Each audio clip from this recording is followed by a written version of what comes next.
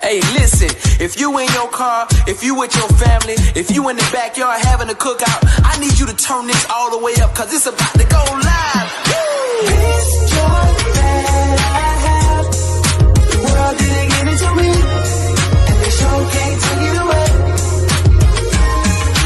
This joy that I have, the world didn't give it to me, and they sure can't take it away. See the vibes, I know you see the light and how it shines. I'm a child of God, why you look surprised? I'm super fly, I won't apologize, cause I walk in favor, I got flavor. Salt of the earth, I can't lose my savor. Jesus Christ, yeah, that's my savior. Eyes on the cross, I don't see no hate. Amazing grace, how sweet the sound. Yeah, yeah, I once was lost, but now I'm fine.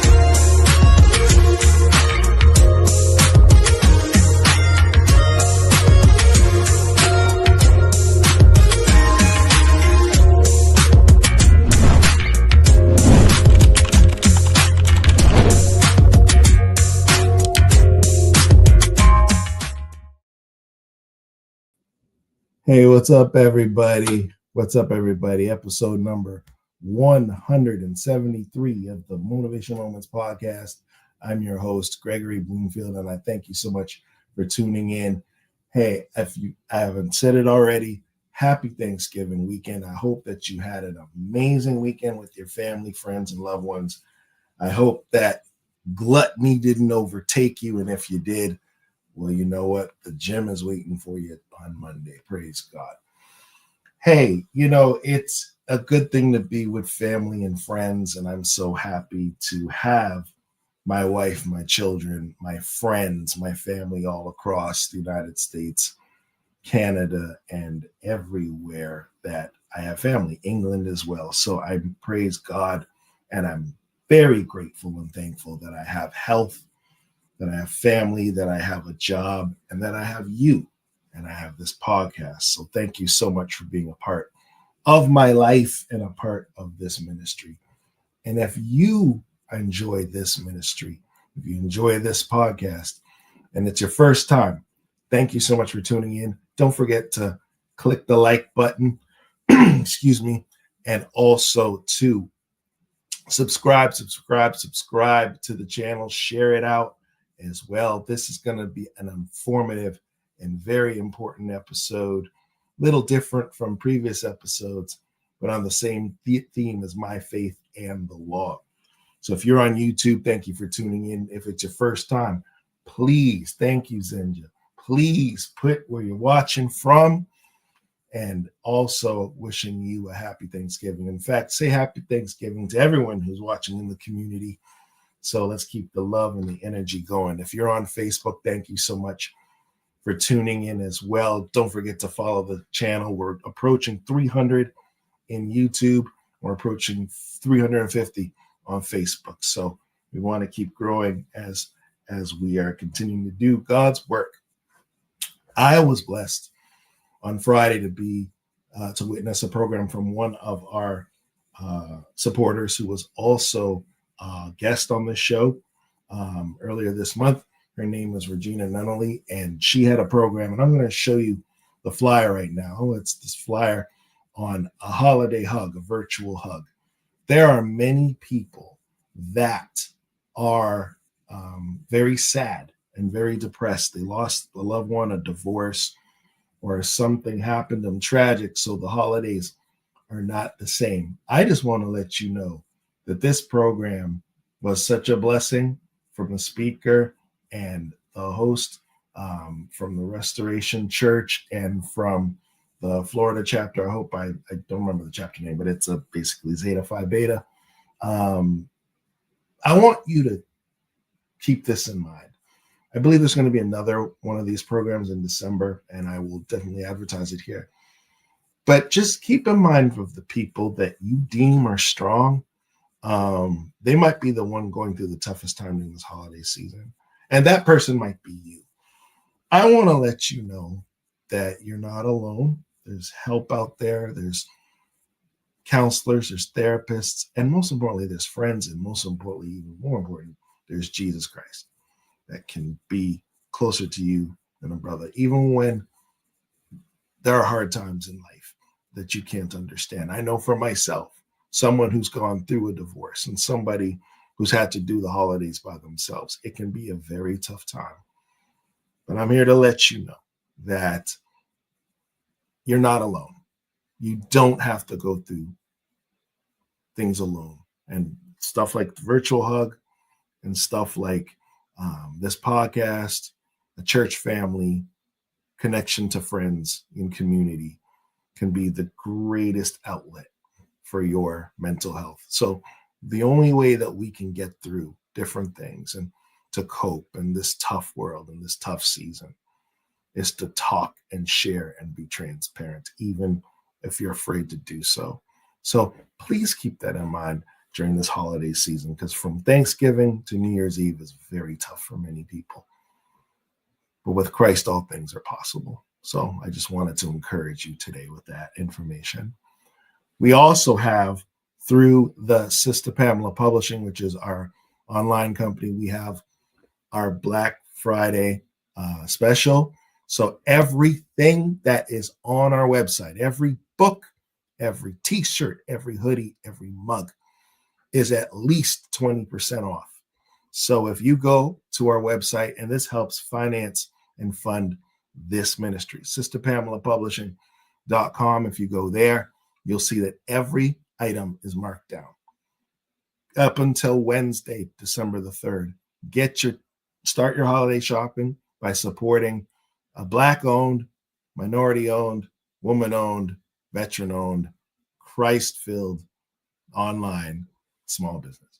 So get your shirts, get your mugs, get your books, including ebooks. Ebooks are the greatest, easiest gift. You just buy it and email it to someone, make sure they have Kindle, and that it can be your holiday online stocking stuffer. Sorry,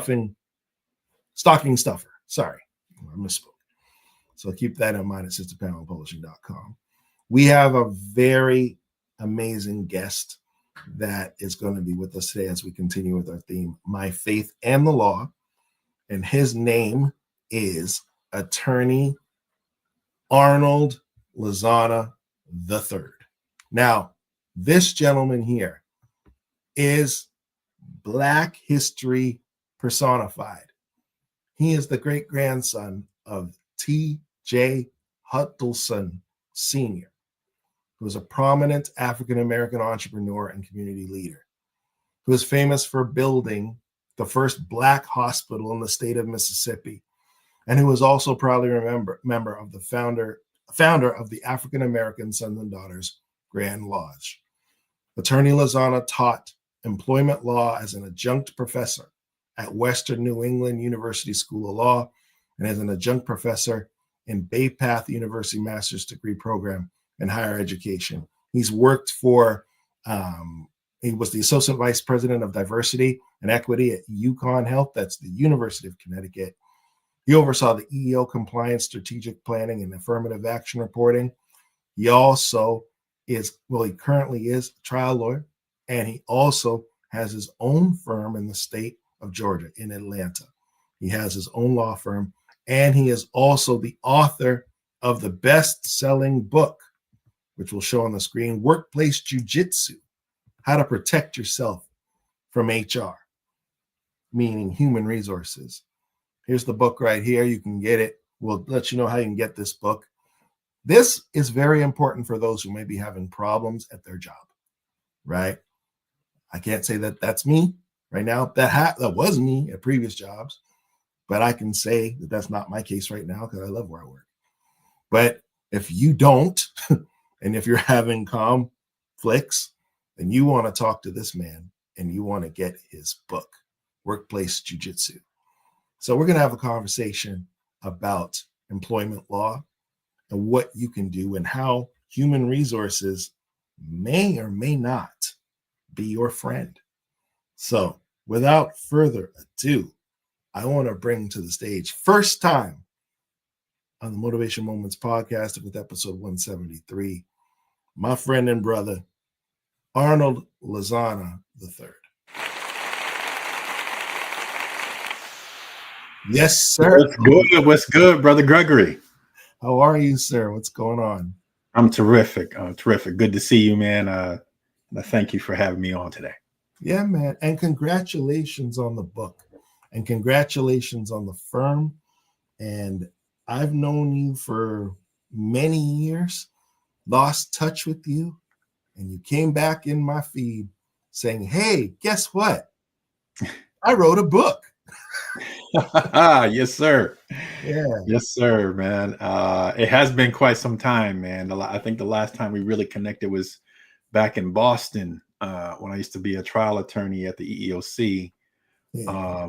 One of the few, I mean, it's great when you first start in your career to meet some fellow Black professionals who give you perspective and had your back. And I remember you were one of the solid ones. I appreciate that. I regret that we lost touch, but now we're connected again. So yes, sir. Yes, brother. Sir. I love it. I love it. Yeah, man. It's like, it was a pleasure working with you. And just for the audience, we actually did some professional work together, and we kept in touch from that standpoint. And then we lost touch. Life got in the way. And it was kind of like a really dope reuniting because he said, yeah, I got a book. And I said, I have a show. Let's merge them together like peanut butter and chocolate. Amen, somebody. Yes, sir. Yes, sir. Yes, sir. So the title of your book is Workplace Jujitsu, and it's talking about human resources. And many people I know personally people who are HR business partners and HR business managers, and they do solid work. But one of the things I noticed in your book as I was reading your book is that you have a different perspective on human resources. You talk about the human resource department, and I really need everybody who's watching to chime in and give their feedback as well and interact with us. You say that is human resources the protectors of employees or the corporate gatekeepers? Do they work really for the benefit of the employee, or do they work for the benefit and the interests of the company that formed the department? And I found that as a very interesting perspective. I never really thought of it that way, but it's very true because many human resource departments don't work for the employees. But I want to talk to you about, in simple terms, what is your perspective in terms of human resources, friend or foe, or a bit of both? Yeah, so brother, I'm glad you asked the question that way because I think it gets. I think one of the fundamental misperceptions that people may have about what I'm trying to say and what the book is about. So yes, it's a very provocative title, but at the end of the day, the book has some information that I think is useful for employees, union leaders, and HR professionals because it's really addressing the topic of ethics in HR. So what is the appropriate way to approach HR and HR human resources work in a manner that is fair and equitable for everybody involved? And here's the truth. It's not choosing sides because most HR persons who are experienced in HR, they know better than most what some of the challenges are with treating employees fairly and equitably. And many HR persons have been the recipient of some of the common sort of HR tactics that I talk about. Because what happens when HR turns on the folks who work for HR, right? So I think many HR professionals are trained and oriented to HR with the idea that they can provide great service to employees and make sure that everyone is protected, make sure that all the laws and the policies are followed. But I think after any significant period of time, they start to realize that there are some pressures that I think HR professionals are dealing with, which force them at some point to make a choice between doing what's best for the company and what's best for the employee, to the extent that there becomes a conflict. Now, as long as there's alignment with what's best for the employee and the company, and the HR, they tend to call it straight down the middle because there's no need to choose sides. Mm-hmm. But the reality is we work in environments where employees' interests sometimes conflict with what the company is trying to achieve. And 9 times out of 10, if the HR official has to choose between doing what's best for the employee and the company, they'll side with the employer for a number of structural reasons. First of all, being that the company literally pays them, right? Yeah. Who's signing your checks, right? If you got to choose between doing what the person signing your check wants you to do and the employee, that they're in a difficult position. Who's doing their performance evaluations? Who evaluates the HR director or HR representative? Someone in company leadership, right? So oftentimes, if there's a conflict that HR professionals have to resolve, is sometimes doing what's best for the employee versus preserving their job, right? Yeah.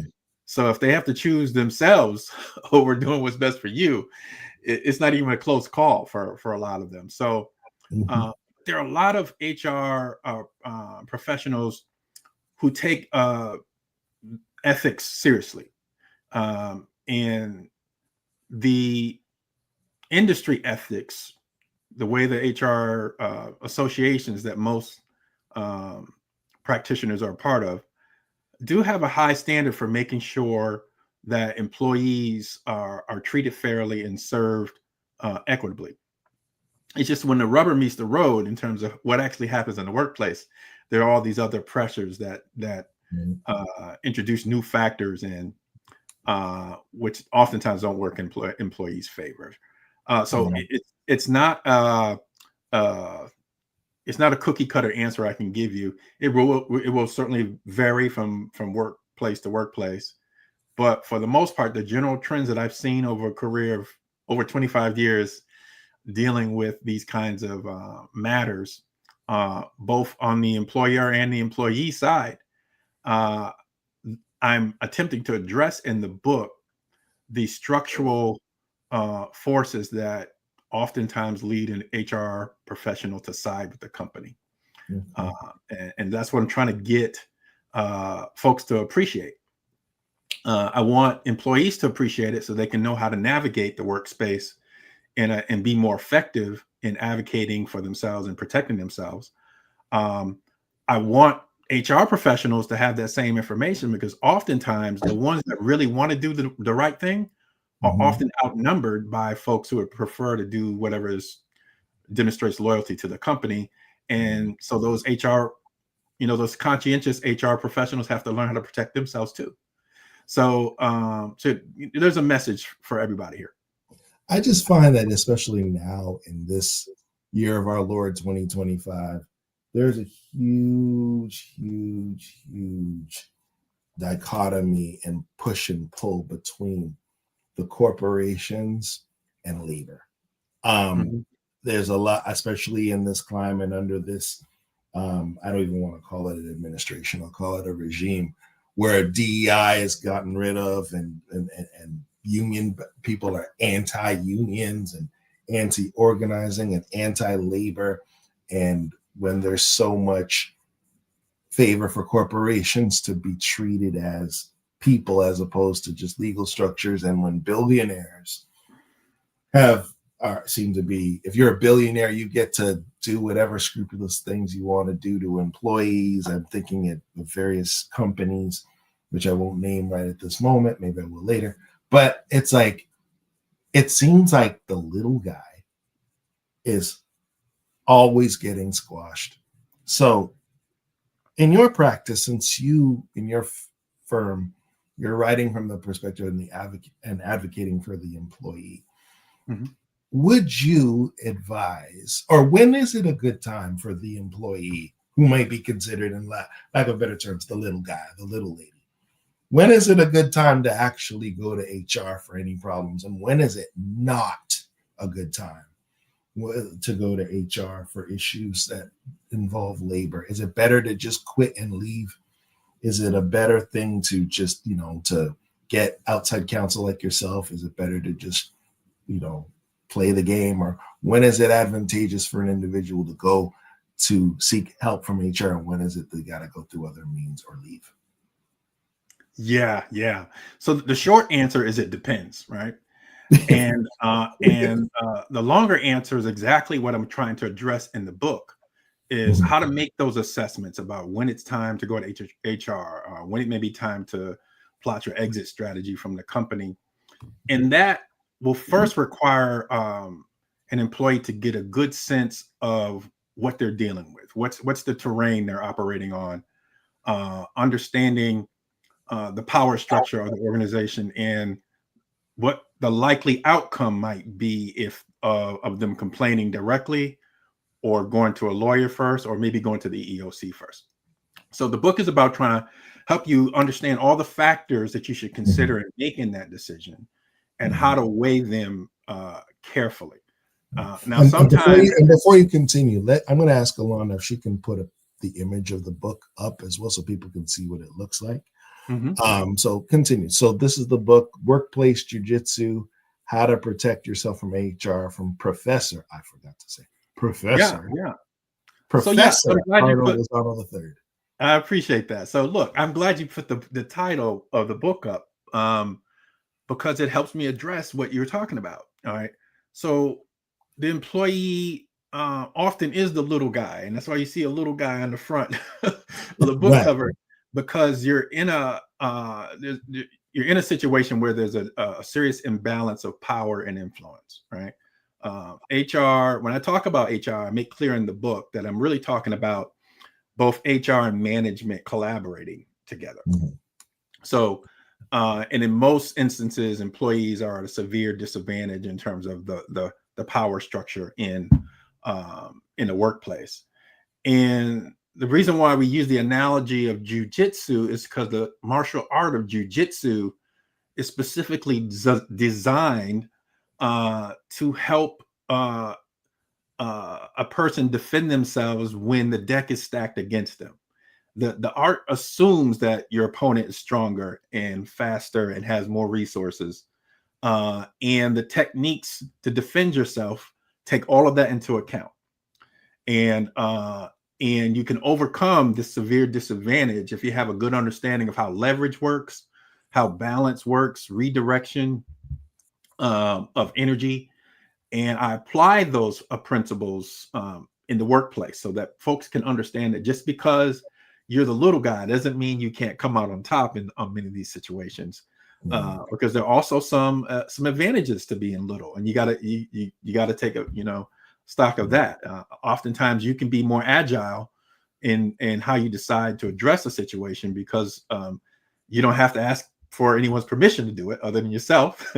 Right. And HR may have mechanisms and systems that they have to go through where their responses are going to be much slower.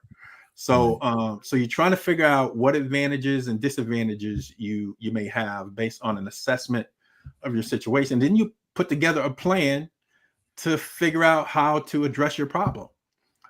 It doesn't always require you to call an attorney either.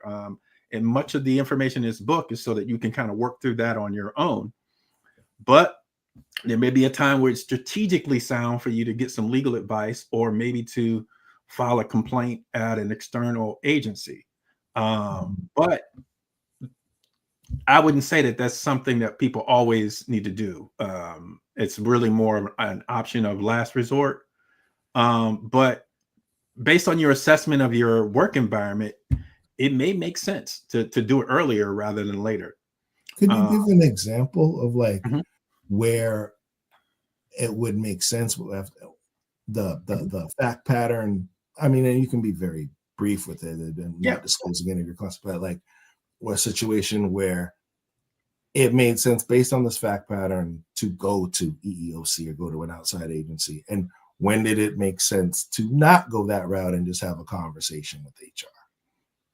Got it. And that's a great question. And the book actually gives a lot of concrete examples using sort of stories and vignettes to help you understand when would be a good time to go to HR and when would be a good time to circumvent that and go directly to an attorney. But one of the things is, you want to take stock of what you know about the company. If you've been there 3 or 4 years, you've seen how HR operates, right? If just based on your personal experiences and maybe talking to your colleagues, that HR isn't particularly responsive to complaints, or maybe HR has a tendency to, turn any complaint you might make on you, right? In other words, they're the fun police, like in the show The Office. Right. Right. Exactly. So that's useful information. Then you may know it's probably a futile exercise to bring your concern to HR.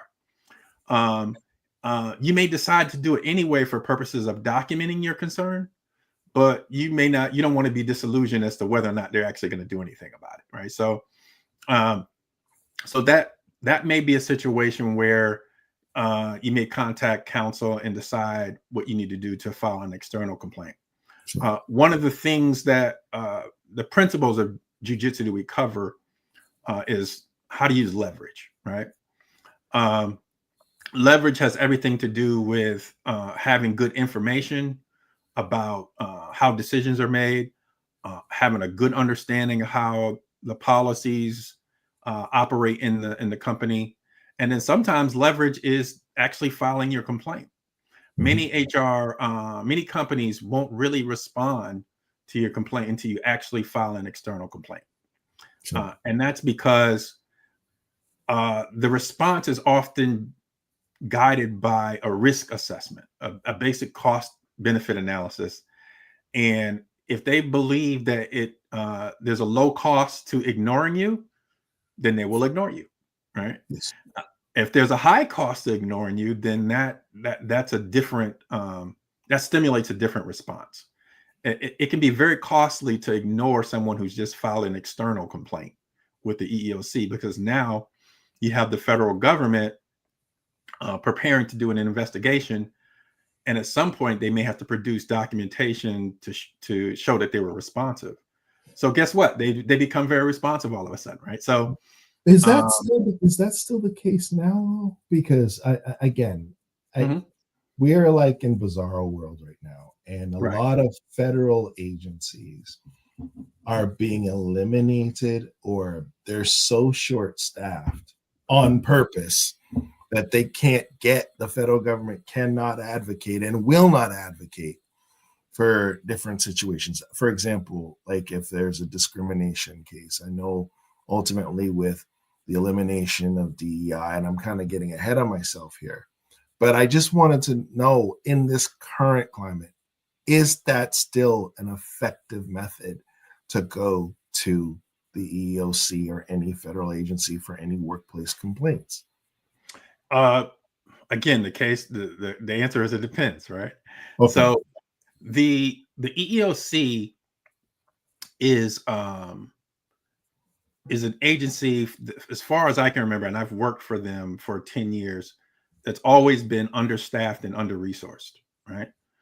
So in terms of their enforcement activity, there have been some limitations on their ability to conduct prompt investigations, and a lot of companies who have been around for quite some time know that, right?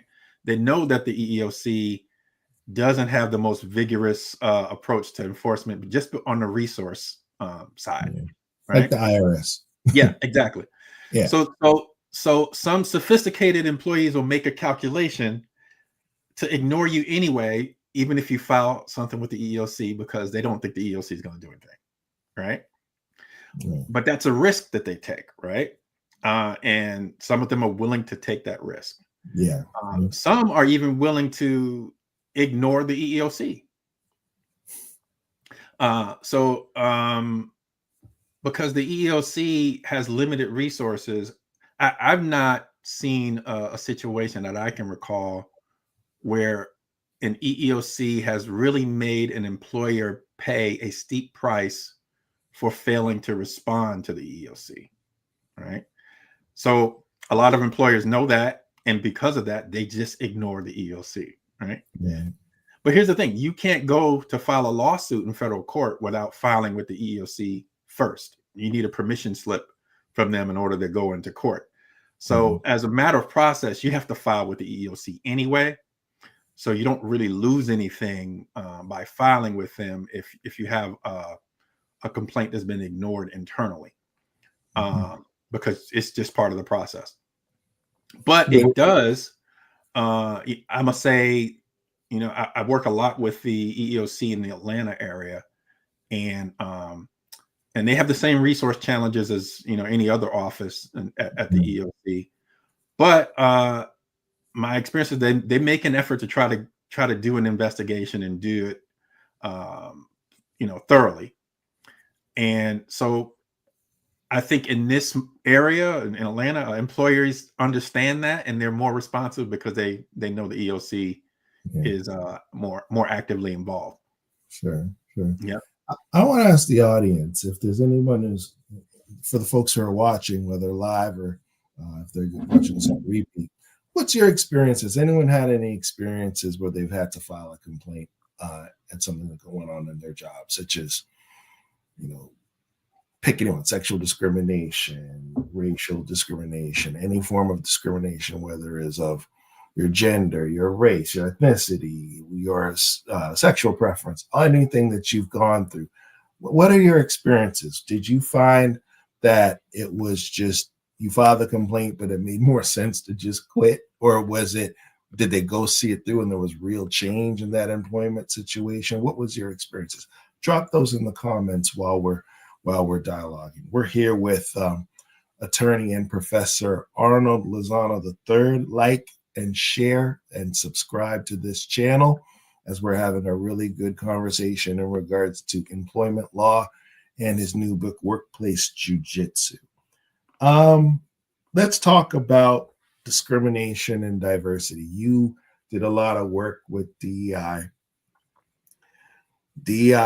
One thing I hate is when people say reverse racism. The reverse of racism is equality. So when people say, so I hate when the dominant society says that's reverse racism. That it's either it's racism or it's not, right?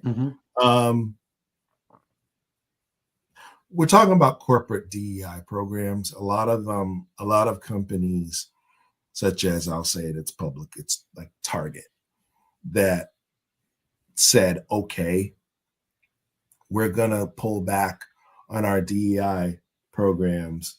And you're in Atlanta, so I'll say this, Pastor Jamal Bryant out of the New Birth Church and other leaders did a campaign against Target, and it has definitely affected market share to the point where I think that the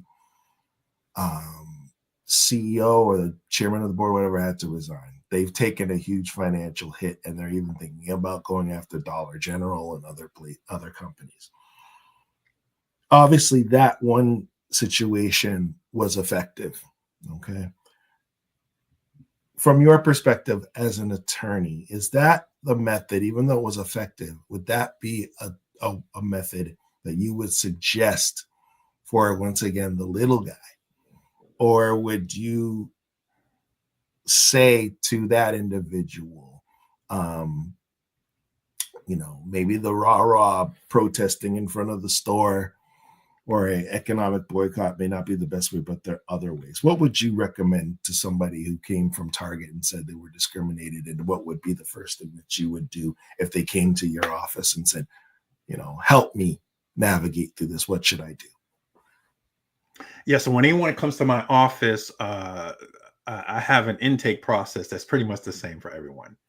And the goal is to try to figure out what's going on, whether there's anything problematic going on, and whether or not there's enough evidence that we could garner to show that there's a violation of the law.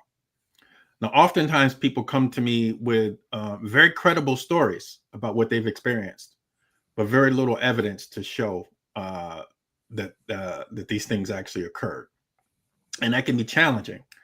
And so there are always some limitations on what you can accomplish with an individual case, because it's going to be grounded in the individual context and evidence associated with that context, right? Yes. So I'm a big advocate that we need to do all of it. We need to do individual cases as they come forward and the mass protests, right?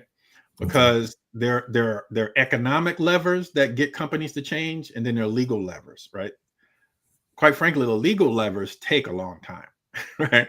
So if someone files a lawsuit, they're going to be in it for 2 or 3 years, and then you may or may not get the result you want because the decision is left up to a judge and maybe a jury, right? And there are a lot of reasons why you can lose a case that have nothing to do with the merits of the case, right? Just the process can be challenging, right? So what Pastor Jamal Bryant is doing, and other leaders who are leading these boycotts and other sort of collective efforts to hold corporate America accountable, is very important because the leverage that they're using, jujitsu outside the workplace, is affecting their bottom line.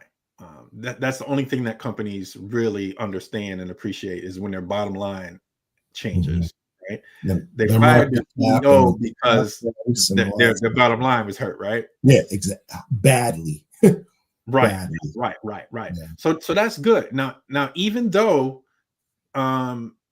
it was clear to me even before the administration gave folks the cover to walk away from DEI, right? There was a lot of companies that were already pulling back, right? Yeah. And it's because they really didn't believe in it, all right? A lot of the DEI work, and I've seen this up close and personal as a person who's worked in executive levels at DEI.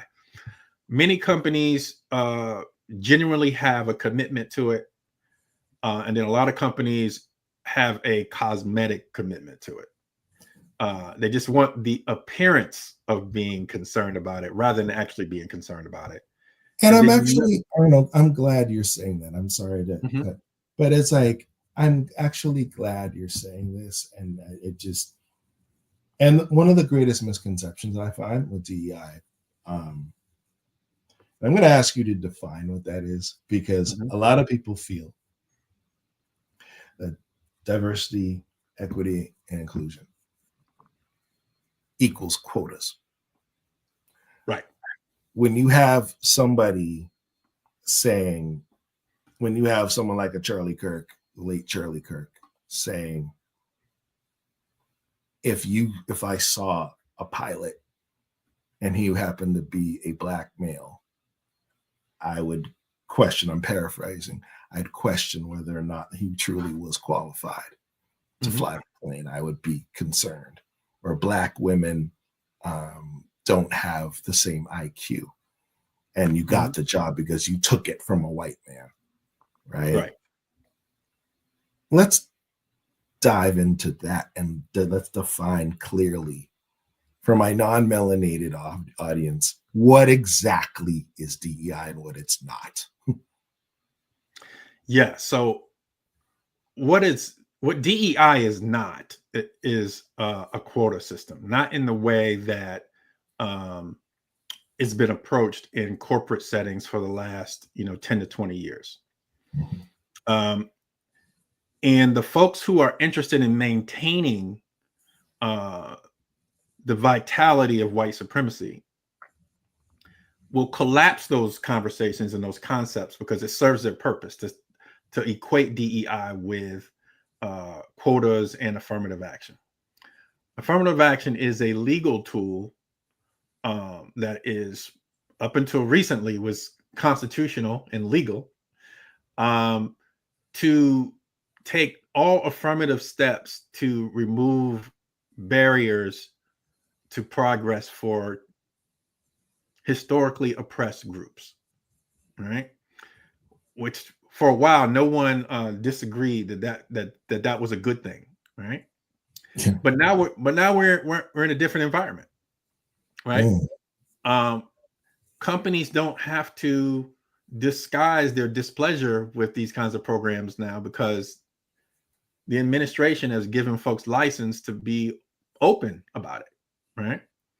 So it shouldn't surprise people that companies were walking away from DEI. They were already preparing to do that anyway, but they got a permission slip from the administration to do that. Now, DEI in its essence really is, let's take an example of DEI in hiring and promotions.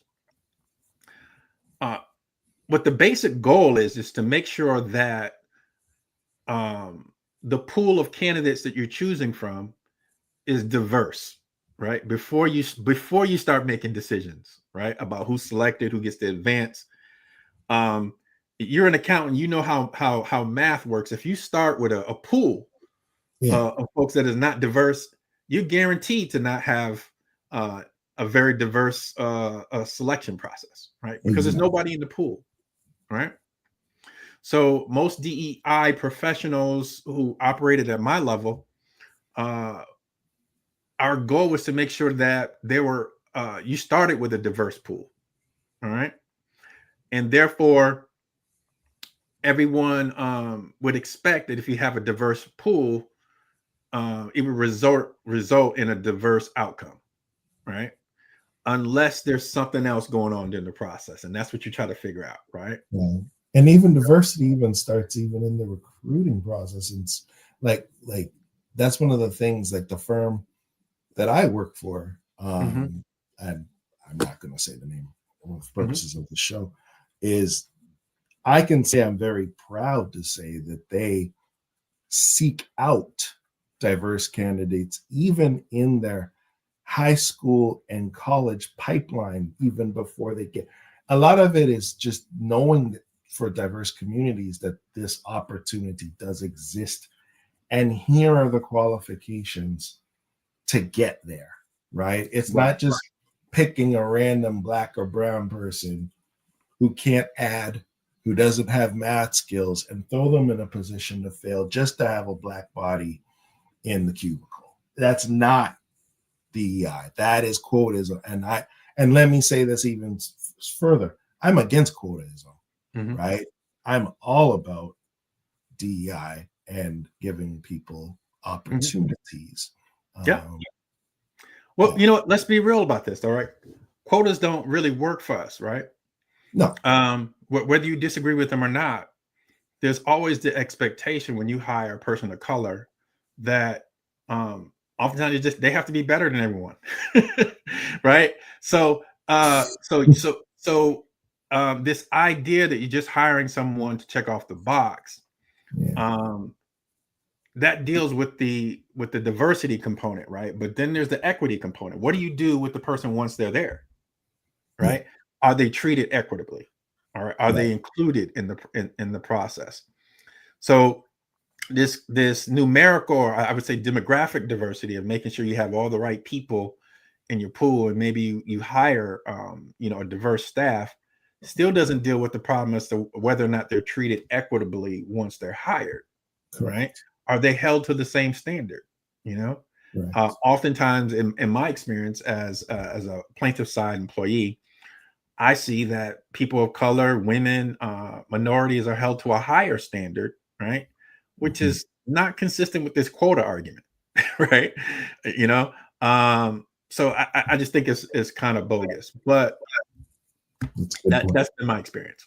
That's a good point. I mean, it goes back to something that my parents always used to say to me as Jamaican immigrants. They always say, as a Black male in the professional world, you got to work twice as hard to get half as much. I even tell my children that, is that you have to, because there's inherent, you can proliferate all the laws you want to bring equity in the workplace, in academics, in all these different things.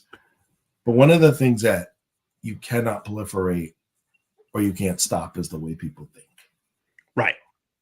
Exactly. So you can tell people you have to be diverse, you have to be fair, but it doesn't mean that they like it. When they will do microaggressions, passive aggressive behavior, culturally insensitive jokes, exclusionary tactics, and then act like, I hate to use the term, but I'll say it, like Karens. When you pull back and then they feel threatened, and then they call HR on you and you call them out on their foolishness, all kind of stuff. So it is a challenge for professionals of color to, let's just put it this way.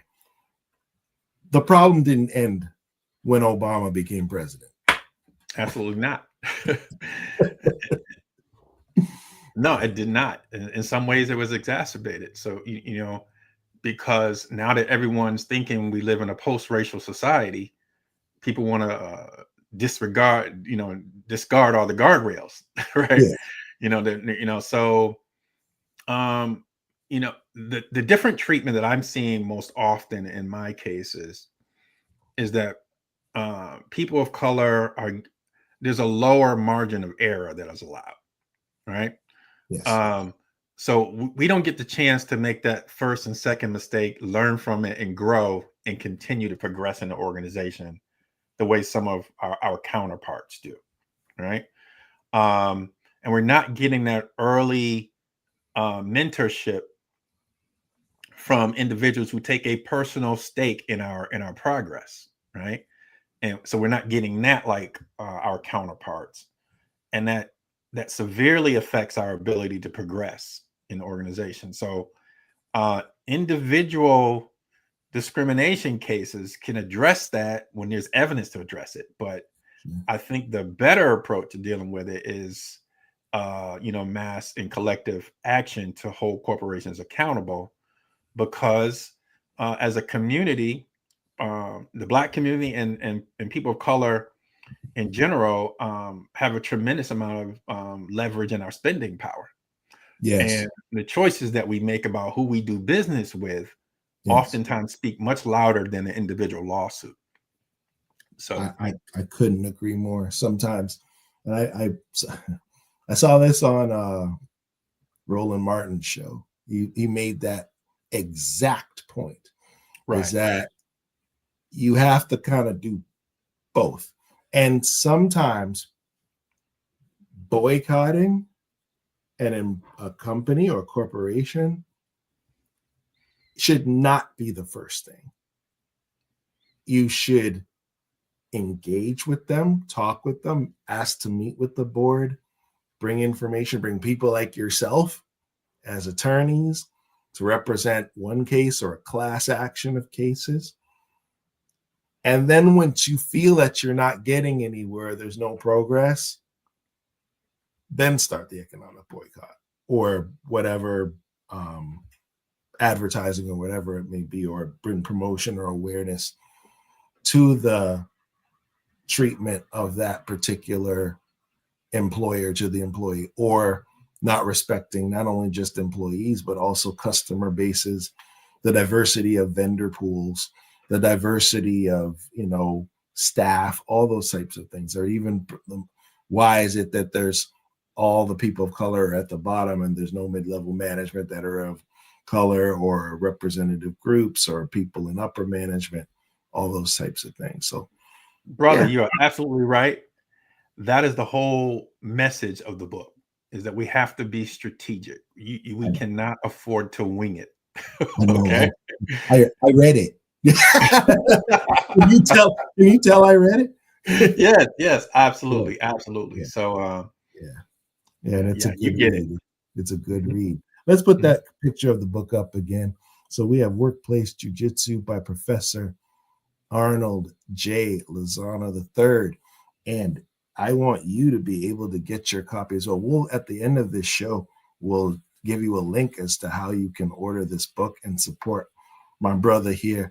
And once again, it's as a fellow author, it's really important, especially in this season, to support independent authors, and particularly of color, as we're putting our work and knowledge and information out there. It may be out to help somebody who may be in a crossroads, who don't know what steps they can take if they're going through some sort of discrimination situation or some unfair treatment, or somebody that you know in your family, especially with closing out the end of this calendar year. You may need a new job, you may need a new start, but you want to be able to do things the right way, the legal way, and the way that's best representative of your interests.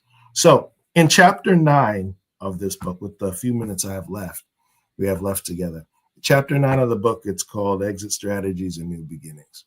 So there are cases when you need to engage, cases when you need to protest. It's like, what's that country song? You got to know when to hold them, know when to fold them, know when to walk away, know when to run. When to run. All right, so we're going to talk about when it's time to run. How should people, how do you know when it's time to get out of that job and start looking for a new one? I'm not one of those people to say, oh, God is telling you to be an entrepreneur. No, God may tell you just to go and be another employee somewhere else. Right. So when would you say in your practice, in your experience in employment law, when is the best time to say, deuces, I'm out? And what should people do that they don't burn bridges? And also, how do they prepare for exiting a company or exiting a situation? Yes. So I like the way you phrase that. When's the best time to say deuces, right? And I like that because when I'm advising employees on this question of whether they should leave and when they should leave, what I'm essentially doing is trying to help them understand the value of their hand. What hand do you have? It's a cards analogy. We play spades, and you got a partner. You want your partner to be able to fully evaluate how many books they got accurately, right? Yes, sir. And you can't play the hand you wish you had. You got to play the one you got. Right. So you got to know what leverage you have, what leverage you don't have, what the likelihood will be if you file an external complaint. Oftentimes, all it really does is buy you time for them to figure out some other reason to get rid of you, right? So you may have bought your time, which means you may have some time to find another opportunity, right? So the factors I ask folks to consider is like, all right, so if you're ready to leave, do you have another opportunity waiting for you, right? True. you may not want to push the internal lever on a complaint until you have a place to land first, right? That's an important consideration. How much evidence do you have you collected already to support your case? It may make strategic sense to delay your exit until you've had more time to collect your evidence, right? Because once you decide to leave and you announce your resignation, or you give your 2 weeks notice, the company is immediately going to move to shut off all of your access to any evidence collecting platform, right? A lot of times they don't like you to hang out for another 2 weeks because they're going to assume that you're going to be collecting emails and the kinds of things that people reasonably would do to collect evidence of the wrongdoing that they're experiencing. That happened to me. Typically, that happened. That happened where they said, I'm willing to stay 2 weeks, and I was doing the right thing. I was like, yeah, I'll transition my role for a month. And it's like after the second week, they said, nah, Greg, it's good. You can go now, and we'll pay you the 2 weeks as goodwill. Thank you for your service. Goodbye. I quit. I didn't get fired, but yeah. Right. So that is a risk management move. Okay. It's not that they liked you so much that they just wanted to give you an extra free 2 weeks. It's they were making a move to protect their interests. They didn't want to take the risk that you would be, collecting information for 2 weeks, right? Especially since I was going to their competitor. But anyway. Right. So that is just a very common response.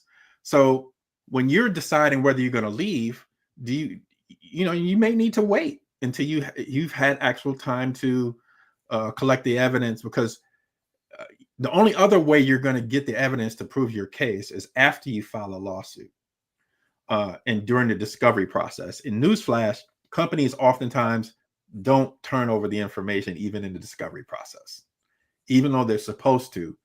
They would go through all kinds of gymnastics to avoid turning that information over. So about the most access you're ever going to really have to that information is while you're still there, right? Mm-hmm. So that may be a factor that you should consider in delaying the announcement of your departure. Yeah. Also, you might want to understand the company's severance policy, right? Maybe if the severance policy is, say, they give you 2 weeks of pay for every year you've been there, and it may be that if you wait 2 more weeks, you'll be in your second year and you would get a better severance, right? So the timing is important. What I'm trying to guide folks, I don't have the answers for everybody about what you should do. Yeah. What I'm giving you is the factors that you need to consider, right? So that you can come up with the answers on your own. Mm-hmm. Or come up with the answers in collaboration with, talking to an employment attorney. So, so here in a way, I know we've, kind of titled this podcast about, faith and law. For me, this book is responding to the biblical question of whether or not it's better to teach someone how to fish or fish on their behalf, right? And for me, this is teaching people how to fish. So, and I think that's the for those who are considering maybe purchasing something like this for the holidays, I think that's the most impactful gift you can ever give someone is knowledge, because no one can ever take that from them. Exactly. So I'm wanting to make sure that good information and guidance is available to workers, union leaders, and HR, so they can make better decisions. Mm-hmm. And I think that would meet the mark of what I'm trying to accomplish with the book. And we're going into a new year, man. Like, mm-hmm. We want to talk about Bible. Let's talk Bible. You don't want to be putting new wine in old skins. Right. Right. Right. You don't want to be. Sometimes a change will do you good. Sometimes that job has been destroying your soul. If you have a job that's perpetually, like tonight's Sunday night, and I've been there where I was at a job where Sunday evenings was the most depressing time of the week for me, right? Life is hard enough. Are you in a situation where you hate Monday mornings? Like, I'm not just talking like there are 52 Mondays in a year, and 51 of the 52 are the ones you hate. And the only ones that you like, the Mondays you like, are the ones that are like holiday Mondays where you start work on the Tuesday. So it's like, if you're perpetually in a state, it can affect you spiritually. It can affect your health. It can affect your mental health, physically, mentally, emotionally. You go to church angry at people because you're thinking about that job, all that kind of stuff. Maybe you need to leave. And maybe a new beginning is not only just for money and for paying for a different environment, but maybe it's a good spiritual move. Yeah, I think you're absolutely right. I endorse that message, because that's what I often tell my clients, is that you have to value your spirit and your health above everything else. Right. Yeah. And because that job will replace you if you die and you let that job kill you or make you go crazy. They'll just throw you down and just say, okay, next. Oh yeah, in 2 weeks there'll be another you up in there, right? Doing that job. Probably quicker than that. So, it begs the question. So why are we killing ourselves, right? Or damn near killing ourselves to serve the purpose of a company who has made it clear that we are expendable, right? Now, we're not, both of us, neither of us are saying, I agree with you, Arnold. Mm-hmm. But one of the things I want to be very clear is that if you're blessed to have a job, because many people in this here United States are unemployed because of the economy, I want to be very clear. There is joy in employment, and not every time, every week in your job or every day in your job is going to be great. We all know that. And if you have a job, do the best job that you possibly can be, right? Especially if you call yourself a believer. Do your work well. Do it with excellence. Do it like you're doing it for God and not for that boss. Right. However, there's some devils who have titles, and I believe in running from the devil. So if your employer is a devil, man, come see this Christian lawyer that can help you and get his book that can help you strategize on how to run away from that devil named boss. Hallelujah. Yeah. Amen. Yes. It can be complicated though, man, because even when you know that an environment that you're working in, a toxic environment, is impacting your health, you still have to weigh the fact that you got a family to take care of, exactly, who may be dependent on you. So you show up anyway because you need that paycheck. It doesn't mean you shouldn't be. Yeah, that's the only motivating factor of some jobs, is the check that you get every 2 weeks. I can't stand who I work with. I can't stand my boss. I can't stand none of the. Some people, that's how people feel. I'm blessed that I don't feel that way, right? Mm-hmm. But I have felt that way. I'm blessed that I found employers and team at a firm that I love, right? And for those of you who are coworkers of mine who are watching this, let me say it again. I love where I work. Let me say it again. I love my firm. I love my boss, my project manager, my team, my clients, everything.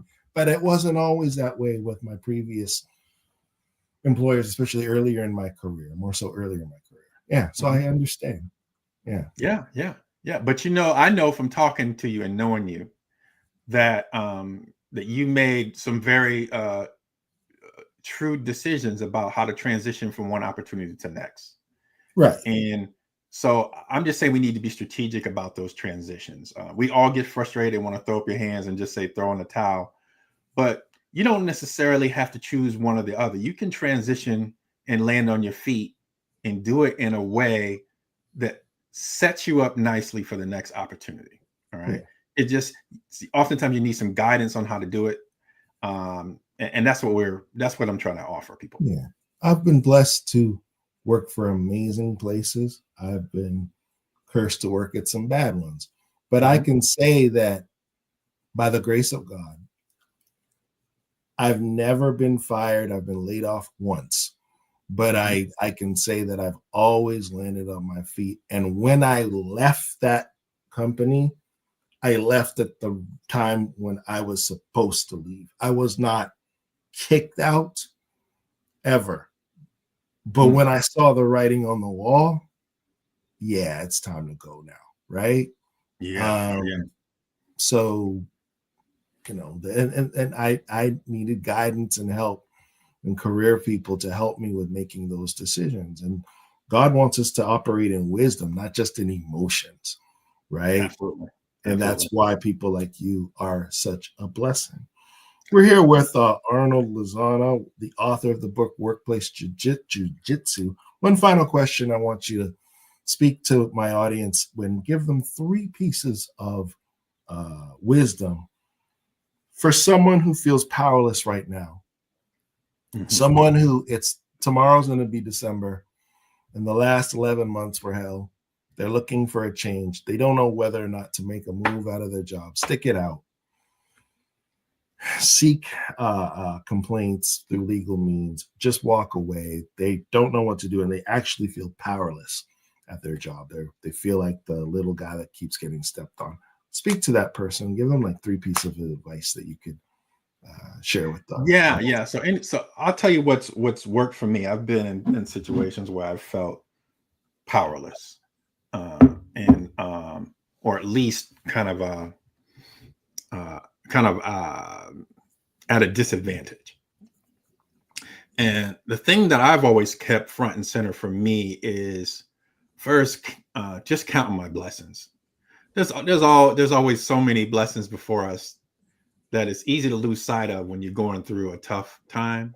Amen. And the biggest thing I like to come back to is the fact that I know that where I stand now is the result of all the sacrifices of ancestors that came before me, right?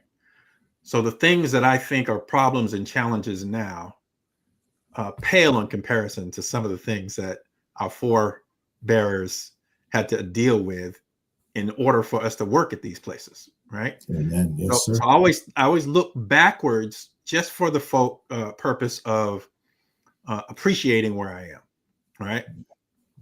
And then also drawing on the strength that I know exists in our ancestry, right? So I just say, hey, if Big Mama and Big Daddy could do that under severely disadvantages like Jim Crow and things like that, then certainly with all the access to information and education I've acquired right now, I can figure this out, right? And so that usually is enough to kind of shake me out of my pity party, right? And then you really do have to take the effort to get some advice, right? There's always going to be folks that can see your situation a little bit more clearly than you can because they're not in it. They have an outside the fishbowl perspective that may give them a better perspective to share with you. Right? So don't be shy about reaching out for help. Right? We all need help. This idea that we're alone and we're isolated and no one's going to help us, it's a false narrative. There's always people that are available to help you. You just have to take stock of who they are and how you reach them. Right? Yes, sir. And then the third thing, and it may sound general, but it really is what I always try to do, is take a full assessment of your terrain, the power players, and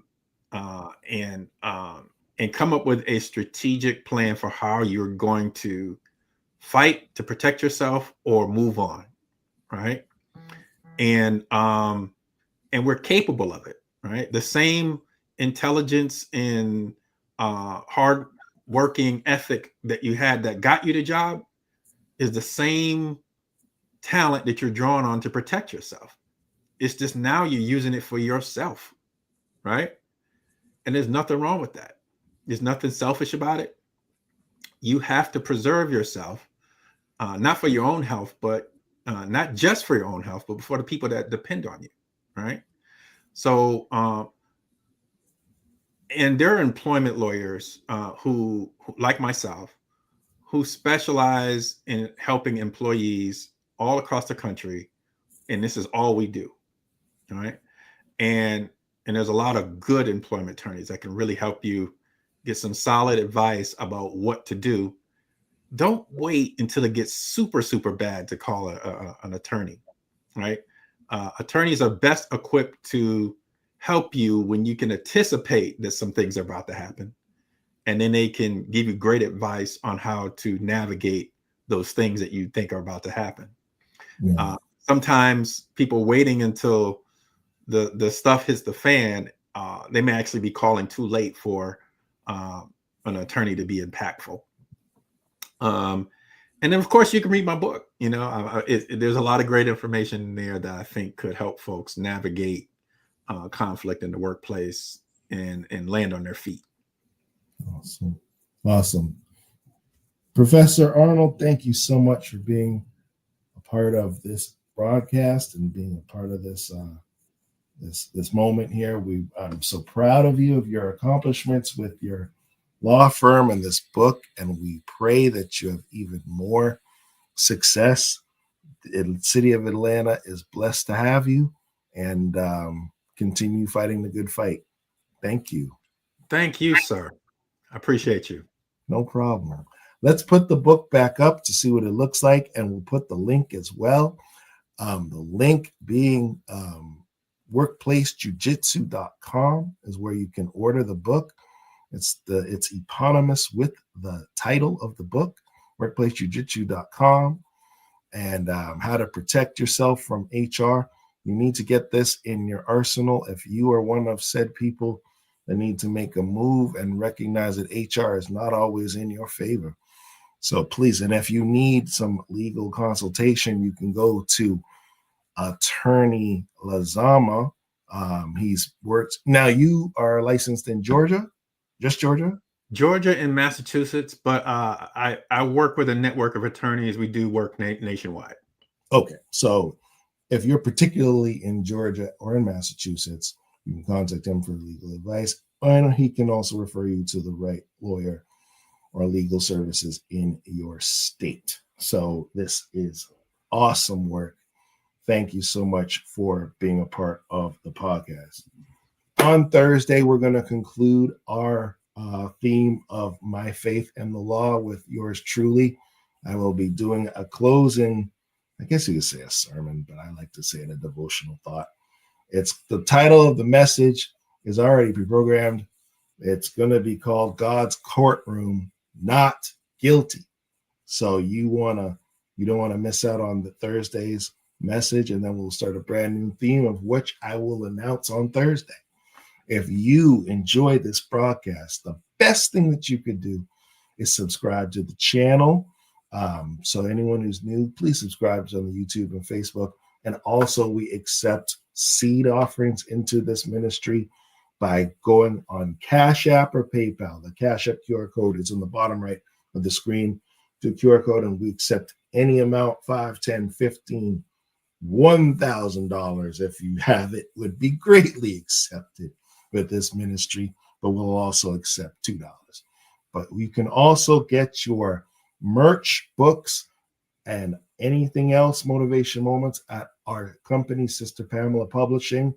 The Black Friday sale ends Wednesday. Get all of our titles from myself and my wife, and also our apparel at least 20% off: a mug, a t-shirt, a hoodie, a book, paperback, or ebook. You can get our signature titles, 522 Man, which is the merger of biblical manhood and the fruits of the Spirit. And you can also get Rooted in Boldness, my wife's best-selling book, which talks about imperfect women that have extraordinary faith. So please pick up those products at 20% or more off at sisterpanelpublishing.com, and also sow a seed into our ministry. Until next time, thank you, Arnold. I hope you had an amazing Thanksgiving. And as we close out this year, close it out with power and know that if God be for you, who can be against you? Be encouraged, be inspired, and be motivated. We will see you on Thursday. God bless. Hey, listen, if you in your car, if you with your family, if you in the backyard having a cookout, I need you to turn this all the way up, because it's about to go live. Woo! This joy that I have, the world didn't give it to me, and they sure can't take it away. This joy that I have, the world didn't give it to me, and they sure can't take it away. See the vibes, I know you see the light and how it shines. I'm a child of God, why you look surprised? I'm super fly, I won't apologize, cause I walk in favor, I got flavor. Salt of the earth, I can't lose my savor. Jesus Christ, yeah, that's my savior. Eyes on the cross, I don't see no hate. Amazing grace, how sweet the sound. Yeah, yeah. I once was lost, but now I'm fine.